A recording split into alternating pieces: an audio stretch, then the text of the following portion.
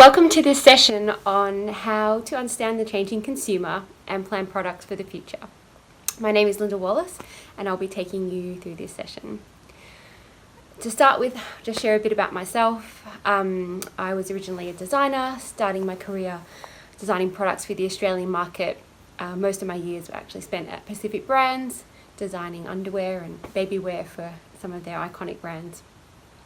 That was before I followed my passion into trend forecasting, into roles at leading global forecasting agencies StyleSight and WGSN. And that's where I supported Australian, New Zealand brands in translating global macro trends into local product and product category directions. More recently though, I am the founder of a new trend forecasting service, Fossick Trends.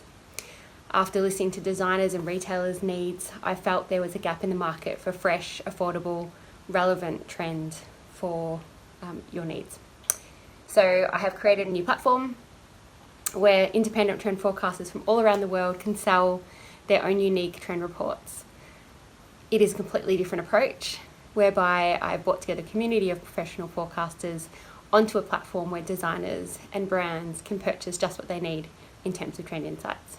So it really is a resource, trend resource for all you designers and brands out there, especially in the life and style community.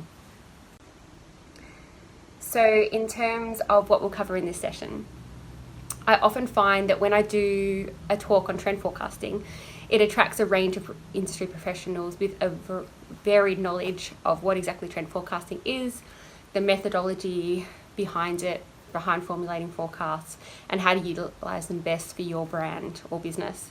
So to start with, I'm just going to spend a few minutes covering the basics of trend forecasting in order to help you continue tracking and navigating the changing consumer sentiment.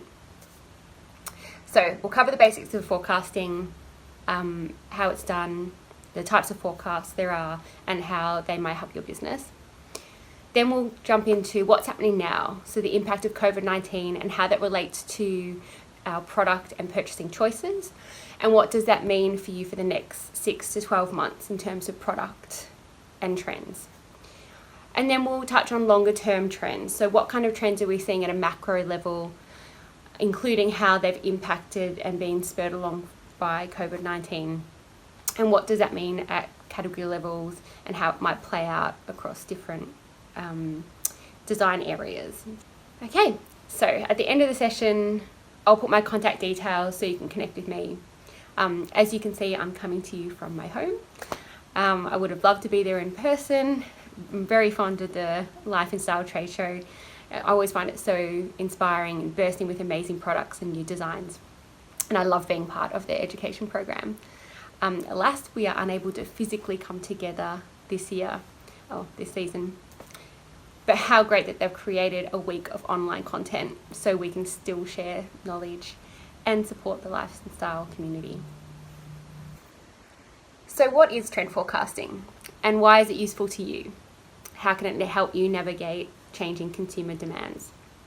Well, essentially, trend forecasting is the process of researching and then formulating predictions on consumer future buying habits. Professional trend spotters spend their time filtering a stream of information. They're looking for things like shifts in demographics that can restructure society, changes in industry and market structures, differences in consumer interests, values and motivations, looking for breakthroughs in technology and science, and changes in economic picture.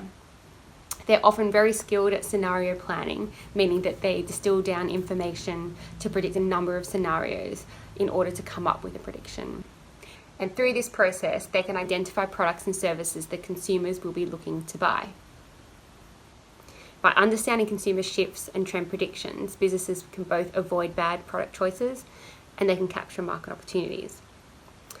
I personally find trend forecasting fun, exciting, and pretty powerful. And I'm passionate about making trend forecasting more approachable to all business levels. By using trend forecasting, businesses can understand shifts in consumer trends and capture market opportunities. When there is so much dramatic change, this kind of information and research can be critical to business success. For some people, the term forecasting can seem daunting or overwhelming, and there is some perception that involves a special select few, some guesswork, some crystal ball gazing.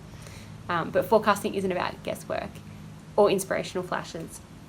Rather, it's about applying quantitative and qualitative skills in a way that allows you to identify new and emerging shifts in culture and then map and forward project those shifts in a way that makes them visible, transparent, and inspiring for your product design and range planning.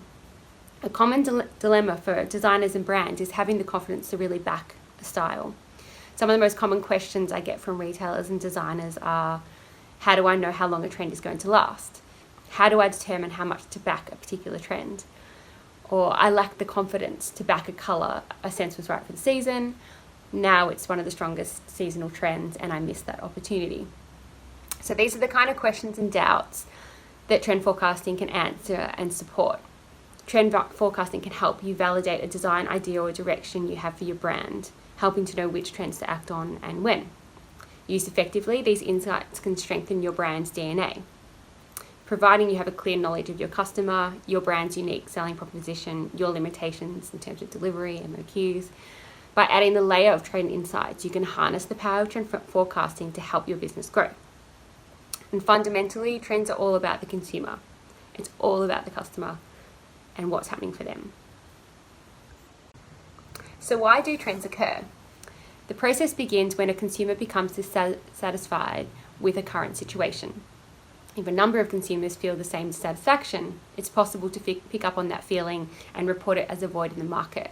It's an opportunity to solve that problem with a new product, a new process, or a service.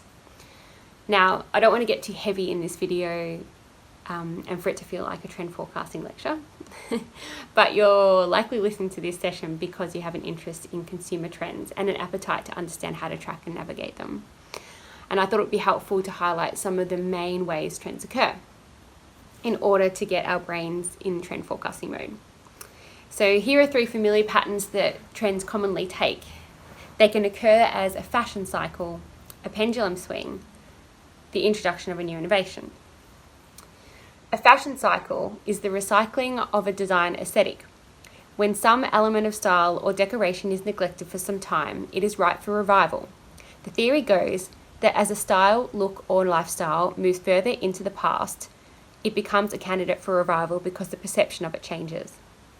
A trend methodology created in the 70s by a man called James Lever explained that we have a gap in appreciation.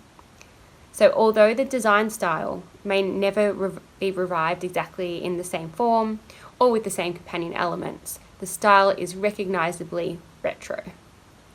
For example, grunge 90s looks. They were quite unique at the time. Now in recent catwalks, we've seen 90s grunge fashion elements emerge on the catwalk. So a fashion cycle is when a trend has existed before, then ceased to be fashionable, only to return again, usually decades later. If we look at a pendulum swing refers to the periodic movement of fashion between extremes. For example, fluctuations between long and short hemlines, fitted or oversized silhouettes. A historic example, and one that is easy to remember, is Dior's new look. Dior became famous in 1947 when he introduced a collection featuring rounded shoulders, a cinched waist, a very full skirt. It celebrated ultra-femininity and opulence in women's fashion, which was a pendulum swing away from restricted wartime military and civilian uniforms. It offered not merely a new look, but a new outlook. A more recent example is the return to romantic feminine aesthetics in women's wear, which is a pendulum swing away from the athleisure and the casualized fashion we've seen dominate the past decade. You can think of a pendulum swing as a rebalance away from something that is no longer desirable. Another way that a trend occurs is through the introduction of a new innovation.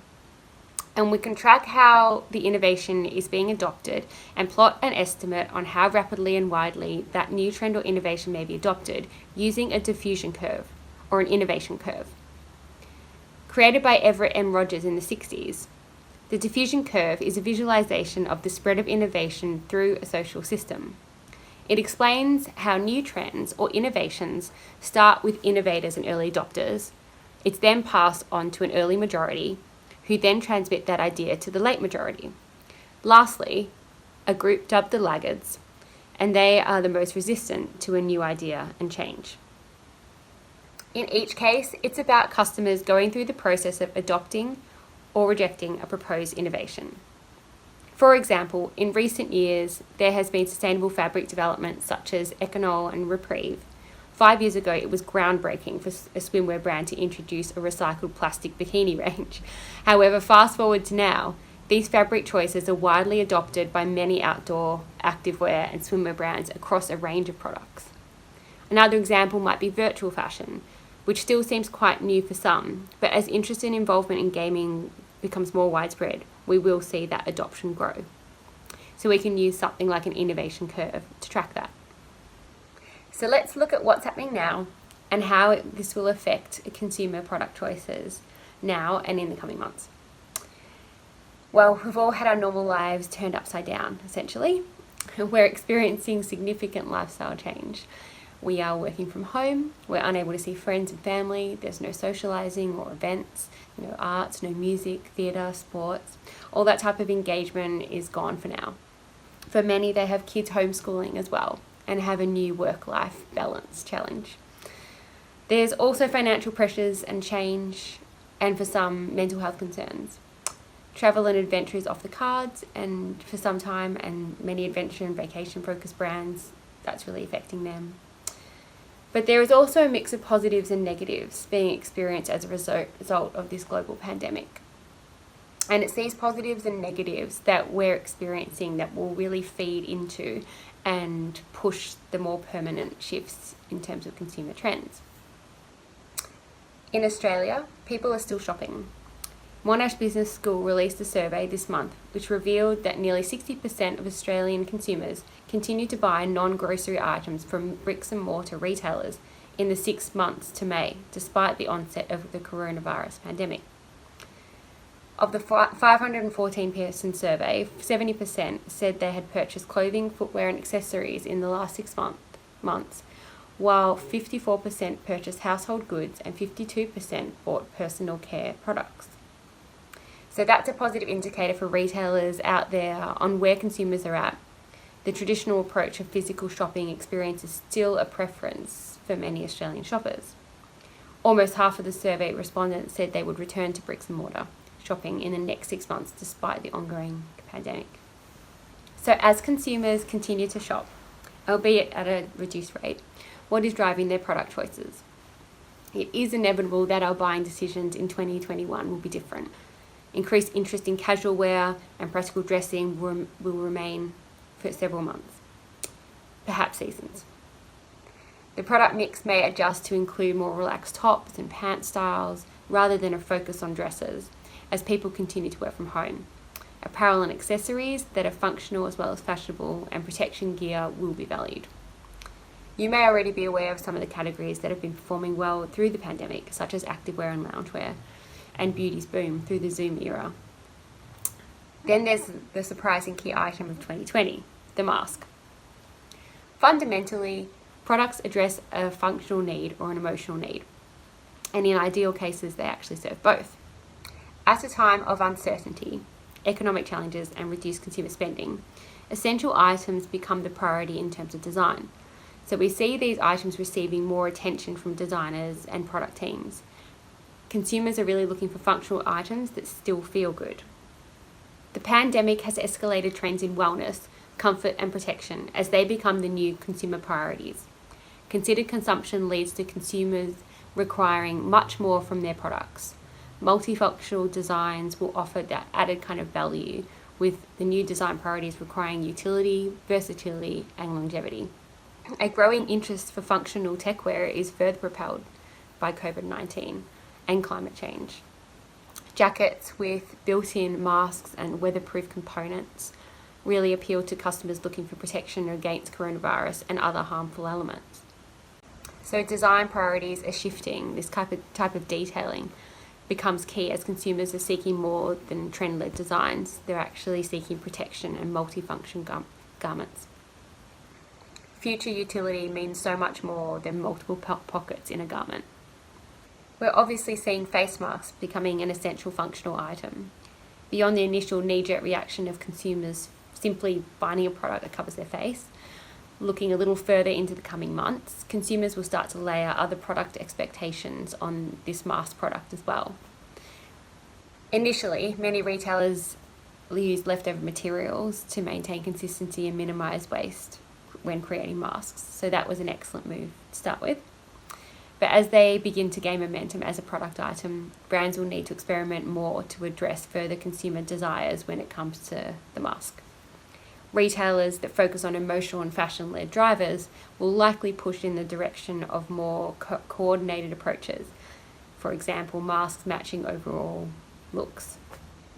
So if this resonates with you as a brand, perhaps look to the aesthetics and materials plan for your upcoming ranges and plan to have the mask as an add-on merchandise.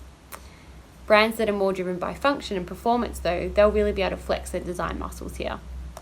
An example is the Petite Pli Beta mask. This is a washable fabric mask with pleats that adjust around the wearer's nose and chin. The mask is made from 100% recyclable polyester, a hard-wearing fabric created using plastic from recycled bottles, and the pattern for Beta mask is designed to waste as little fabric as possible. The mask is the first item for adults made by Petite Pli, a wearable tech company. They were inspired by the recent surge in plastic pollution as a result of disposable personal protective equipment. I love this quote from Petite Pli founder Ryan Mario Yasmin, who spoke to DZine and said, "It didn't come as a surprise to me to hear this week that humanity is at risk of having more masks than jellyfish in the Mediterranean." Petite Pli Beta mask is our solution to reducing waste and inspiring humanity to embrace reusable masks to save them from living on our ocean floors for the next 450 years.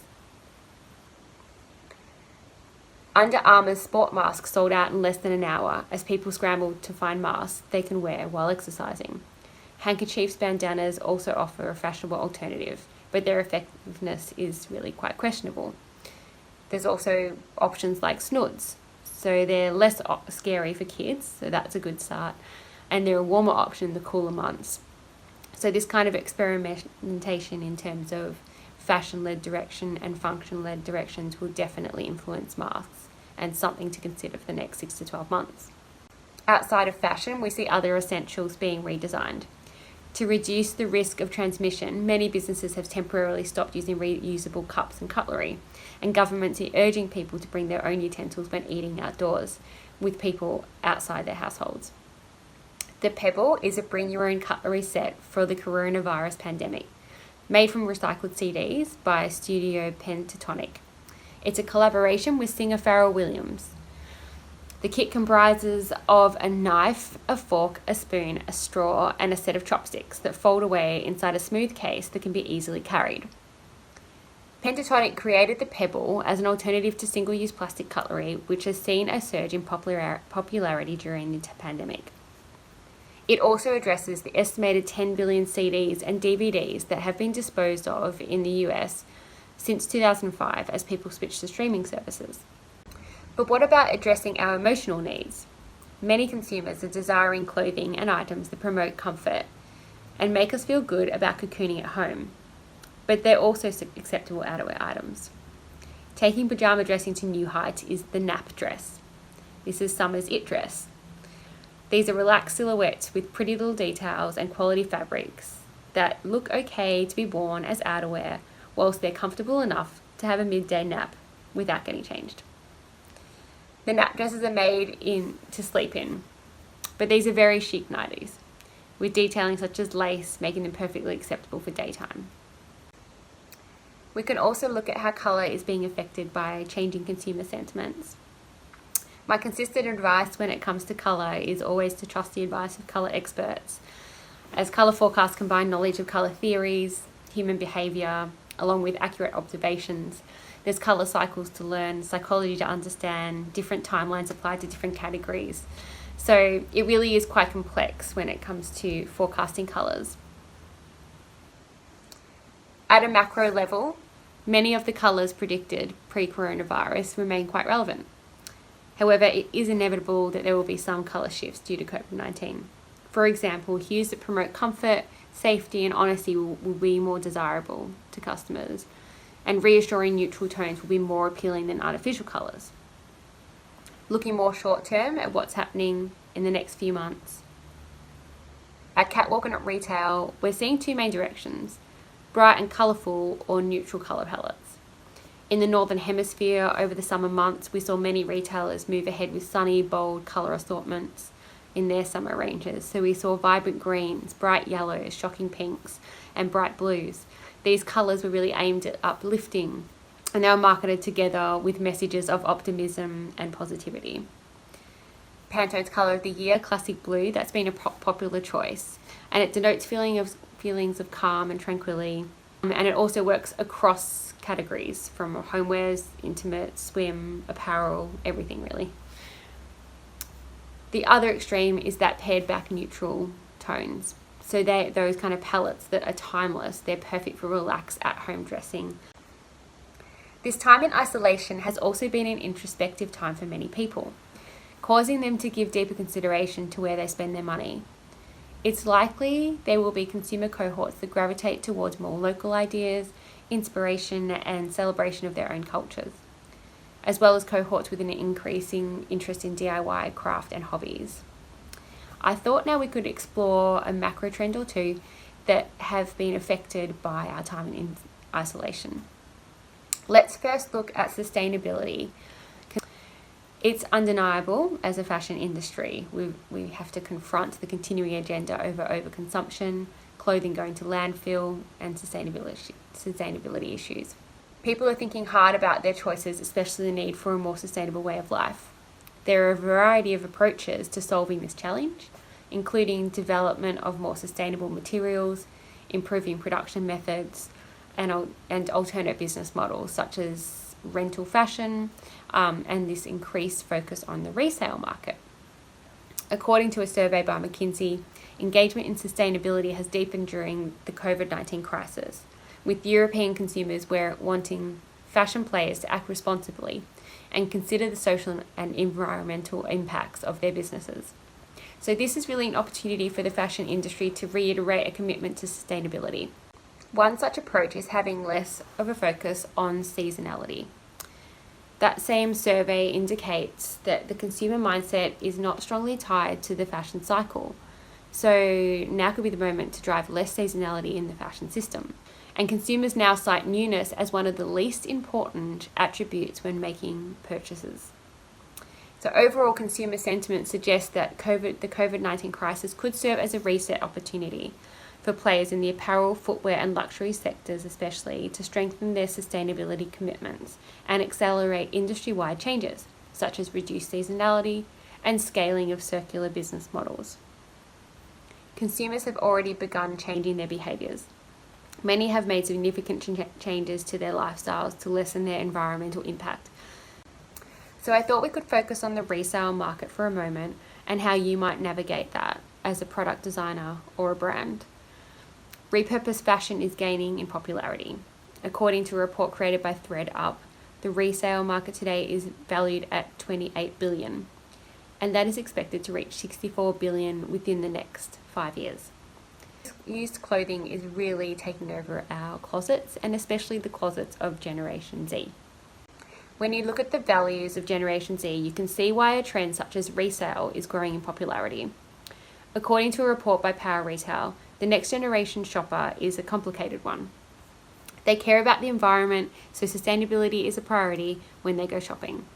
However, they want to stay on top of the latest trends and keep their look fresh, unique, and authentic. So they do this via apps like Depop. Since its founding in 2011, Depop has been hailed as one of the most successful startups in the fashion resale space. Users have sold over 500 million worth of merchandise on the app, and the company has raised over 100 million in funding. The company boasts 16 million registered users and estimates 90% of them are under the age of 26. A study from A.T. Kearney shows that more than half of Gen Z shoppers actively seek to find sustainably sourced clothing. Furthermore, 22% of this demographic will abandon a transaction if they've faced a bad experience while shopping online. Seeking individuality, those shoppers are also keen to find an item that helps them stand out. With so much visibility online, it's more important to them than ever to have a sense of individuality and an authentic image. They are looking past fast fashion and turning towards second-hand and upcycled couture. At a luxury level, we're seeing fashion's linear model being challenged. Rather than clothes being produced, purchased, and used by a consumer then discarded, designing clothes with their end of life in mind is an alternative.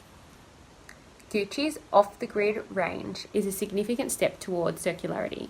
It's one of the first luxury houses to commit to a circular future, starting with its new capsule, a unisex offering of sporty daywear and accessories made from organic, recycled, or bio-based materials. So it won't happen overnight, mostly because so much of what exists is made from synthetics and complicated blends which are difficult to recycle. The best bet for those pieces is the second-hand market. So this is an example of a pendulum swing away from a widely accepted normal, which is fast fashion. Consumers are driving this move, especially the Gen Z consumers. So what is the future of resale fashion? How might this macro movement evolve? And more importantly, how might it affect your business? No matter which sector you're in, you need to be thinking about this new value equation.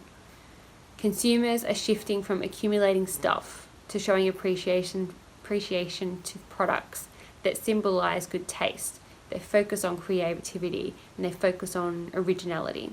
Secondhand clothes and items, when mixed with newly purchased items, will create a particular aesthetic of its own, perhaps quite eclectic and definitely individual. So how does that work with your brand? And then there's retailers like Walmart announcing plans to start selling used clothing online and accessories online. So you can really start to plot the growth and adoption of this resale market and this trend and make a plan for your business. Another trend that I'm seeing increase due to the experiences of this global pandemic is DIY projects and a renewed interest in hobbies. In recent years, we've seen consumer cohorts emerging that have priorities and hobbies and activities without an outcome or an agenda in mind. Activities such as knitting groups. There was the crochet wall hanging thing trend. So consumer groups that have been recognizing that we have this obsession with progress and overachievement, and that by untangling the guilt around having free time or doing something purely for pleasure, we can rediscover this art of hobbies again and doing something that's just for the sake of doing it. So that's been a macro trend that's been happening and evolving and emerging.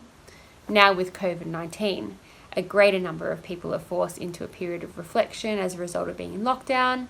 They're unable to physically go to the office, unable to spend time with family and friends. They're really being forced to press pause.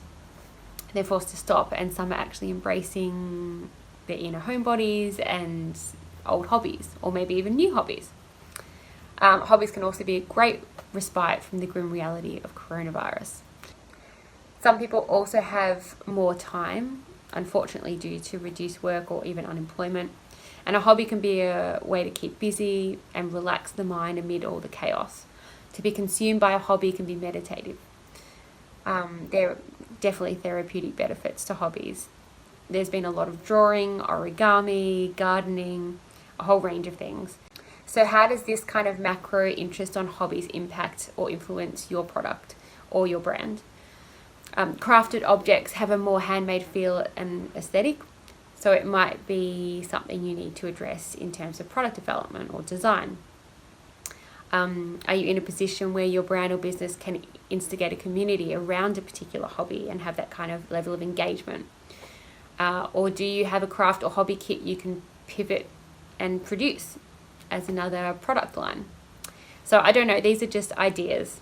I'm just trying to highlight how a macro movement that has been evolving and happening at that macro level, when it's layered with an event like COVID-19, that the trend can be propelled to a much more widely adopted and quickly adopted movement. So we've come to the end of the session. I hope that the points I've covered have been helpful for you at this time. I just want to finish on an optimistic note in terms of some overall advice and kind words at this time. We are in such a unique time. It's forcing a lot of reflection and change. I'm particularly excited of what change is possible at the industry level, but at a brand level and a business level, I'd like to encourage you to take this time and opportunity to pause and examine your business. As a designer or a brand, you can often be so busy running the whole operation, there's not always a chance to stop and reflect on what's working, what's not. And now's a time you can really ensure that you're clear on your brand's values. You can then embrace change and be bold and confident in what you stand for. And you can layer that with trend forecasting insights to really bring range confidence and develop commercially strong ranges for the coming season as well. In terms of keeping informed, well, you've done the first thing, and that is joining the session today and listening along to this video, but also staying connected with trend forecasting services like Fossick Trends is a great way for you to stay informed of macro trends and trends in general that might be affecting your business. And also be kind to yourself. Try and go with the flow. Don't pursue things that aren't serving you in terms of your business, because consumers buy from you because you're unique and you service a particular need. So stay true to your brand DNA and only go in directions that feel right for you as a brand and business. Go with your gut. Thank you, and hopefully see you next time in person.